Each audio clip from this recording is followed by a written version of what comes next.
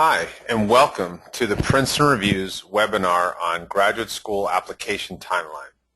I'm Anthony Russimano, the National Director of Educational Partnerships, as well as a 16-year Premier Tutor and expert.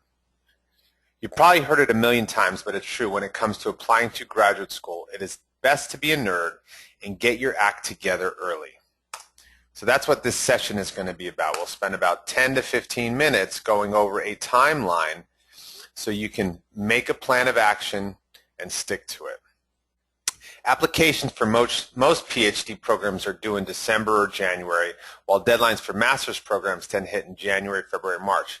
No matter which degree you're pursuing, really, if you start early, it'll give you more time to prepare and polish your application. It's easier said than done when we talk about applying earlier, but it will increase your odds of being admitted, because many graduate programs have rolling admissions, so applications are evaluated as they arrive rather than all at once. Spots fill up as the final deadline draws near. It's one of the biggest mistakes I made when I applied to graduate school was I waited till the February deadline when there was fewer spots available. It makes it more difficult to get in then. So I'm going to give you a sample schedule for a student hoping to enter graduate school in the fall of 2016. So not next fall, the fall after that. This is going to be the best case scenario, which will leave time for you to craft a great application, resolve any unforeseen problems, such as a lost transcript or a delinquent recommendation, and submit it with time to spare. Of course, if you have to tweak the schedule to fit your needs, that makes sense, and go ahead and do that. So let's talk about December to March. So the first thing you definitely want to do, and I already mentioned that, you want to make a plan of action calendar and try to stick to it as close as you can. And it allows you to make sure you're on top of the deadlines for the little things you have to do. But in this time frame, so we're talking about now, so if you're really thinking about fall of 2016, is graduate school right for me? You should be deciding that and thinking about the qualities that you need in a graduate degree program or what you think you would get out of it. And that decision process should happen over the next few months. Also in this time frame, you want to start researching potential schools. You've got to find out the ins and outs of the process. You've got to familiarize yourself with certain schools, about grad school life. If you have a family, what that would mean to that. You want to start talking to professors in the field. You want to think about maybe who might recommend you, as well as the required entrance exams to get into those programs, and what would that require in terms of calendaring that out as well. So this is kind of the December to March time frame.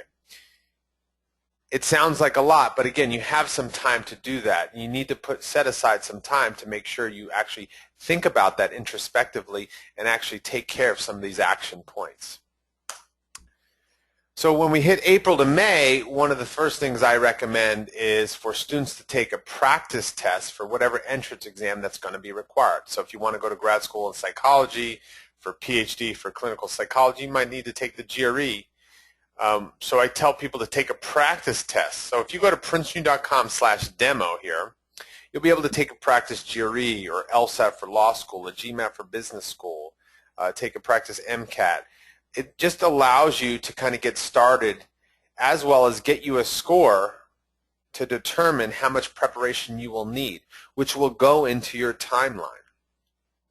So if you have to take a prep course, that at least you know that and you can get started studying, whether you maybe study on your own if you don't need that much improvement, or if you need a lot of improvement, some formal preparation such as using the Princeton Review. So that's what you help determine if you need a prep course. Once you figure that out as well, if you sign up for a prep course, you set up a study plan for yourself, you need to register for the actual exam.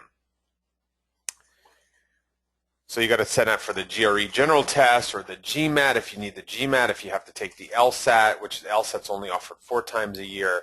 So you got to register for that exam.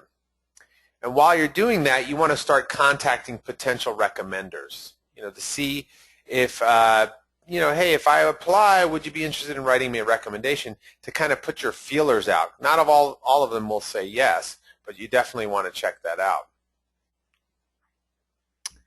And that's your April to May time frame. Okay, so now let's move on to June or July. This is where the focus is as creating a target list for those potential grad schools, as well as thinking, what is maybe my area of concentration? What do I want to study, whether it's sales and marketing in business or finance? It could potentially be you want to be an entrepreneur, and so you want to go to school for business for entrepreneurship, or law school, you want to do international law. Who knows? But find that area of concentration and start narrowing your list down. You want to start requesting information from schools and what kind of information you need to fill out. Check in with your school that you went to and talk to your former professors. Set a time to meet with them if you need to get, especially if you need to get recommendations. If you're doing test prep for your tests, you want to continue to do that. If you're studying on your own, continue to do that. The test prep alone is going to take a 2 to 3 month commitment over that time frame to make sure you're going to get the most out of it. And while you're doing that, you want to take multiple practice exams. Now, if you take a Prince U course, if you take a GMAT, you'll be doing 5 to 9 tests, or a GRE, 7, 8 tests. MCAT, you'll be doing a ton of tests. If you're taking a course with us, that's already installed in the class. If you're on your own, you need to make sure you're taking those multiple exams as well, because you've got to monitor your progress along the way. So that's a June to July time frame. As we hit August now, you're getting ready to take your actual entrance exam, whether it's the GRE or the GMAT. The LSAT's not here yet. It'll probably be next month. And you're narrowing your list down as you find out more about your areas of concentration, the schools and their entrance requirements. And this is where you start to build the statement of purpose. So August is a big month because taking the test alone creates a lot of anxiety, but you also have other things to be able to do. So the statement of purpose, also called your personal statement or your essay, are required for most graduate school applications. It's also going to help you define your grad school goals and maybe help you narrow your school list down. So you're going to want to do that. Talk to more professors or people who've went to those schools. Talk to professors who might recommend you, because you're going to start putting all the applications together now. Ideally, though, if you're doing this stuff along the way, then the practice test or the actual exam or the recommendations, it won't be as stressful because you've been doing stuff along the way and it's not all crammed in at once. When we hit September now, again, you might take an entrance exam, you might retake it. You're going to do your SOP or statement of purpose and recommendations. So September is for these big three. You might even look into grants and fellowships during this time. Merit-based grants or fellowships, they can help finance your education. So you might want to do a scholarship search on websites such as Princeton Review. You might talk about, do you need to add any financial assistance deadlines to your schedule? So when you make your calendar, you might not have thought about it now, but you want to make sure you include that as part of things you need to get done and add that. You want to polish your statement of purpose and make sure you're contacting your recommenders now. They're back in school. Reach out to them, make sure, hey, they're still on board with you. In October, you might need to retake the exam, and another reason why we take it so early, a big mistake a lot of students make, is they take it in October or November for the first time, and they really only get one shot of it because they need to be applying by then. So you don't want to push it too late. So you got to retake your exam if you need to get a better score. You're going to request transcripts. You're going to send your scores to the schools. You, again, continue to polish your statement of purpose, and I would recommend getting some critique, whether from a friend or for someone you trust, to give you some feedback in terms of, hey, is this on the right track? Is this me? So you definitely want to do that. Maybe someone in your field that you know, and then revise it. And then if you have time in October, arrange a campus visit to make sure that you still want to go to that school, or there might be multiple schools there. In November, again, you might be retaking your entrance exam for the last time, but November is meant for tying up any loose ends. Do you need to tailor any statement of purposes for that particular school? You need to take a subject test, such as GRE subject test, for those particular schools. If you want a PhD in clinical psychology, you might need to take the GRE subject test in psychology. So do you have any of those exams you need to take? Add that to your calendar. And again, it's just tying up any loose ends with your recommenders, with any applications that you need to do. When we hit December, now we're talking about submitting completed applications. You want to take a breather, a deep breath. Oh, let me get these out. You want to get them out before the holidays. Make sure you keep copies. Make sure you verify your recommendations, that the scores went. But hopefully you're getting your applications out in this December timeframe. And when January hits through April, this is the time frame where we're talking about financial aid and acceptance. In January, it's a lot of filling out the FAFSA, which is a form for financial aid. In February, you're hopefully, maybe take a trip, because this was very anxiety-provoking and you need to relax a bit. And then in March, you're comparing aid between different schools. What might be the most expensive to school? Should I go there? Which gives me the best aid? Which is the best program? In April, you might even appeal some of the aid so you can actually try to get more money. If it's not meeting your needs, then maybe you appeal that.